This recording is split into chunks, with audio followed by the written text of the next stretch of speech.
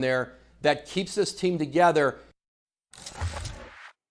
Okay, now we bring back Wendy and Monica McNutt. And Monica, let me just say again, I can't wait to see you a part of draft coverage, and I know the fit's going to be fire. So that's going to be a lot of fun tonight. Tell me this, is it fair for KD to want out if Kyrie leaves, Monica?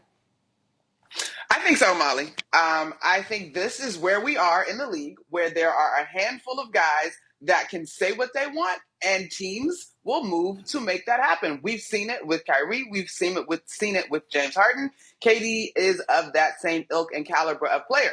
Personally, and I'm inclined to believe that he would stay because I still think he's a guy that other players want to come and play alongside. But if he did want out, it would not shock me. I think these guys have proven their value. They've proven the box office nature, to use Stephen A's word. And that's the league that we are currently living in terms of the landscape. He has the status to do that. And so if he did want out, it would not shock me.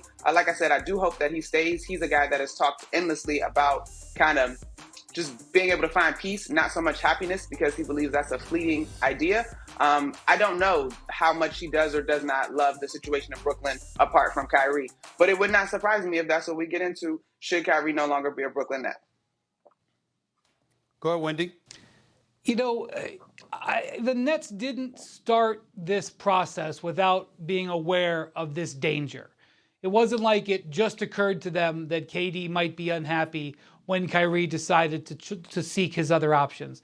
They are taking a calculated risk here that what they're doing is ultimately going to help their team. Not only because it may give them some flexibility to sign other players, they've got some other free agents that they may want to keep, like Bruce Brown and Nick Claxton. And I'm not saying that it's an either or with Kyrie and those guys, but if you get Kyrie in a contract that gives them some more flexibility, it might help their team. And it also may reset things with Kyrie. So part of why they're doing this is that they think this could potentially be a healthier environment for Kevin Durant.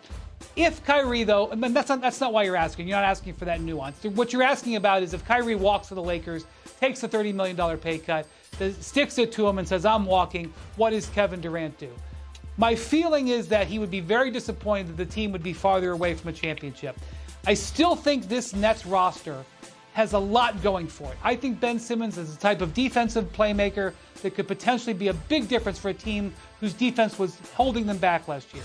I think you put Seth Curry and Joe Harris on the floor with Kevin Durant. Even with Ben Simmons out there, you have tremendous floor spacing. I think Steve Nash has gotten better as a coach as time has gone on. I think this Nets team has a lot going for it, but I would point out, and because I know not all fans always compute all this because it's complicated, I get. If Kyrie were to leave, if he were to do what I would think is incredibly impossible and walk away from a guaranteed $30 million to go to the Lakers, that would not mean that the Nets would have salary cap room. They are so far over the cap and tax that even if that $37 million came off the books, they still wouldn't really be able to go out and sign another player. And that is one of the things that Kyrie is kind of holding over on them, and why KD, I'm sure, is watching very closely. You know, long before I showed up on television as a commentator, Wendy, you would remember I was a columnist for the Philadelphia Inquirer. And I bring up stuff like that because you wake up in the morning, Eminem, and you think about what's percolating and what angles have not been explored and things of that nature. Because, again, you sort of shape and frame stories. You take the news, you don't fabricate anything, but what you do is you say 1 + 1 = 2, if not literally, potentially. And you connect dots. And so, on one hand, I find myself incredibly interested in Brooklyn holding the line and saying, you didn't want to listen, you want to do things your own way, you don't want to follow no rules and regulations, you want to be your own boss, you want to do what the hell you want to do, when you want to do it, how you want to do it, but you got your hand out for our money. Well, we tired of that nonsense. In order for us to have a team and to legitimately compete for a championship instead of going past the first round once in 3 years, we gonna need you to step up and uphold your end of the bargain. So we ain't giving you a damn thing other than what your contract stipulates, okay? You guaranteed $36.9 million. If you opt in, we're willing to pay you that. And based on what you show us, once you make that commitment, then we could talk about you getting more money down the pipe. But we've honored our commitment to you. You haven't honored your commitment to us. I want the Brooklyn Nets to do that because I want to see what Kyrie's going to do. And you know why I want to see what Kyrie's going to do?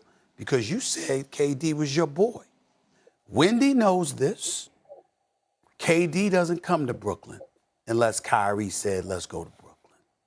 KD was going to be in the Big Apple. Am I shaking my head? You shaking your head no? Am I wrong about that? Am I wrong about that, Wendy? I'm saying you're right. That's You're right. You're absolutely right. He's not coming to Brooklyn unless Kyrie said, let's roll to Brooklyn. So I'm KD, and I came to Brooklyn because of you. And you going to just roll out on me? And go and join the dude that you walked away from 2 teams earlier, who Halt you want to chip with? And you basically said, no, he ain't my boy, you my boy. You going to do that, Kyrie? I'm interested in seeing that. Number one. Number two, are you going to do it for $30 million less, which is even greater insult? And not only that, on top of it all, y'all, this is where I connect the dots. This is where that cynic comes in me, Wendy. That columnist comes in, okay? That reporter, all of this stuff that comes into play. Are we sure KD ain't in on all of this? Are we sure that Kyrie is taking the position that he's taking and KD don't have no problem with it? So KD can have a perfect excuse to bounce out of Brooklyn. We don't know. Like we've articulated, there's plenty of dudes that are marquee dudes that if they want out, they can get out. And if you KD, even though you got 3 more years to go on your deal, the fact of the matter is, if Adrian Wojnarowski is right, which he usually is, and he's talking about how there's concern as to whether or not KD will want out, why is it beyond the realm of comprehension that Kyrie is taking this position and KD don't have a problem with it because KD don't mind the thought of ultimately ending up out of Brooklyn because he tired of all the nonsense. See, if I'm Marks and I'm Josiah, I'm thinking about all this. I have no knowledge of this. KD is the pristine superstar. He shows up to work. He wants to play all the time, and that's all he want to do. He ain't trying. KD's definition of drama is tweeting people back and clapping at him. He don't get no trouble. He's a model citizen. He's a businessman. He's an absolute superstar. I believe when healthy, the best player on the planet. I take him ahead of LeBron. I take him ahead of the Greek Freak. I take him ahead of everybody. That's how I feel about KD. But that's KD the player.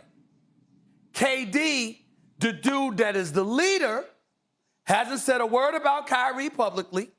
We gotta believe that Marks and Josiah and them are not taking this position against Kyrie Irving unless KD gave the okay. And if he did get it okay, why? So he can rely on Ben Simmons? Really? I don't see that.